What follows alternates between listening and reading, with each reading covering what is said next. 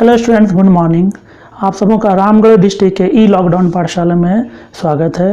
मैं Mohammad Faizan Malik, PGT English from SS+2 high school Patratu. आइए आज हम लोग क्लास 12 इंग्लिश कोर के फ्लेमिंगो बुक का एक चैप्टर द लास्ट लेसन पढ़ते हैं। चलिए स्टार्ट करते हैं। इन द लास्ट लेसन, इस चैप्टर के लेखक का नाम है Alphons डॉटेट। Alphonse Daudet. It is written by Alphonse Daudet.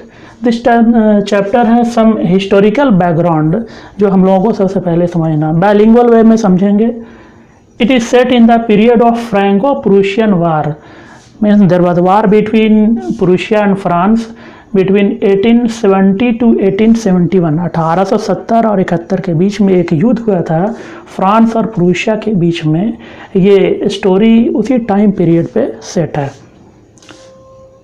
Prussia was a powerful European empire. It consisted of Germany, Poland and parts of Austria. So there was a war between Prussia and France. In the war, France was defeated and two districts of France, namely Alsace and Lorraine, were captured by the Prussian army. और जैसे ही capture किए तो सबसे पहले इन लोगों ने वहाँ के लैंग्वेज को बैन कर दिया। First of all they banned their language, their mother tongue. So हम लोग देखते हैं कि फ्रेंच लैंग्वेज वाज बैंड। अब यहाँ से स्टोरी स्टार्ट हम लोग करते हैं। ये उसका हिस्टोरिकल बैकग्राउंड है ना। इस स्टोरी में देखते हैं हम लोग कि there are two character, Franz and M हैमल।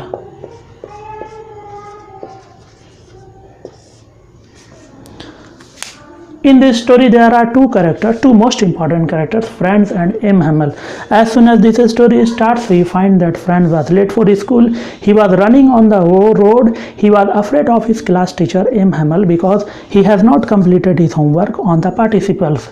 जैसे ही स्टोरी स्टार्ट हो रही है तो हम लोग देखते हैं कि फ्रेंड्स स्कूल के लिए काफ़ी लेट हो चुका है और वो अपने क्लास टीचर से काफ़ी डरा हुआ है क्योंकि उसने अपना होमवर्क नहीं किया। While running on the road, Franz saw a lot of people gathered around the bulletin board. जब फ्रांस स्कूल के लिए काफ़ी तेज़ी से जा रहा होता है तो उसने देखा कि बुलेटिन बोर्ड पर काफ़ी लोग एकत्रित हैं, खड़े हैं, जमा हैं। One blacksmith told Franz not to go so fast, but Franz did not listen to him. एक blacksmith ने उसे टोका लेकिन फ्रांस नहीं सुनता, वो तेज़ी से स्कूल की ओर भागता हुआ चला जाता है। So next सीन में हम लोग देखते हैं कि when Franz reached at the boundary gate of the school, he saw that there was a complete difference in the atmosphere. Means no students were running, no students were playing inside the school, inside the campus.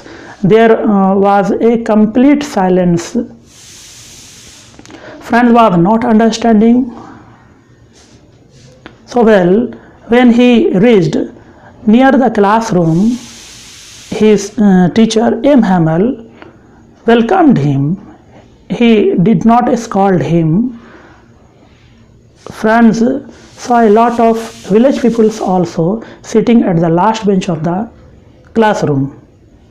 So still Franz was not understanding all these things, all these kinds of situations. During the class, M. Hamel informed them that two districts, Alsace and Lorraine, were captured by the Prussian army, and first of all they banned their language according to their own rules and law. And from the very next day, any teacher of German language was about to come. M. Hamel अपने classroom में बताते हैं कि उन लोगों का जो mother tongue है वो बैंड कर दिया गया है प्रूशियन आर्मी के द्वारा, और दूसरे ही दिन से एक न्यू टीचर जर्मन लैंग्वेज के आने वाले हैं। उनकी जो लैंग्वेज है वो बैंड हो गया और ये उनका आखिरी क्लास है, अंतिम क्लास है। That was his last class. Franz noticed that M. Hamel was in his best clothes, which he used to wear at some special occasions. Now Franz understood that why all these things were happening to him and why those people were gathered around the bulletin board. That was the situation. After listening this, Franz became sad. He started cursing himself for his behavior. Friends को समझ में आता है कि क्यों M Hamel वो अपने best clothes में आए हुए थे और गांव के लोग क्यों वहाँ पे आए हुए थे. They had come to thank M Hamel for his 40 years of faithful service. इस स्टोरी हम लोग देखते हैं M Hamel was a patriot, वो एक देशभक्त थे, है ना. So in his last class, M. Hamel gave some lessons on grammar and writing, and at last he gave them a lesson. M. Hamel told in his classroom that if we want to regain the freedom from the foreign invasion, then we must stick to our mother tongue. So this is the lesson M. Hamel gave to his students as well as to the peoples on the village. At last he wrote on the blackboard, Viva la France, means long live to France. Hindi में France की जय. And thus M. Hamel ended the class in a very emotional way. He was not able to utter a word because of the situation. So students, ये story है अल्फोंस डॉडेट के द्वारा लिखा गया the last lesson. I hope आप लोगों को ये स्टोरी अच्छे से समझ में आया होगा.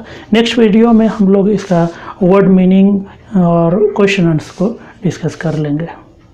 Okay, thank you.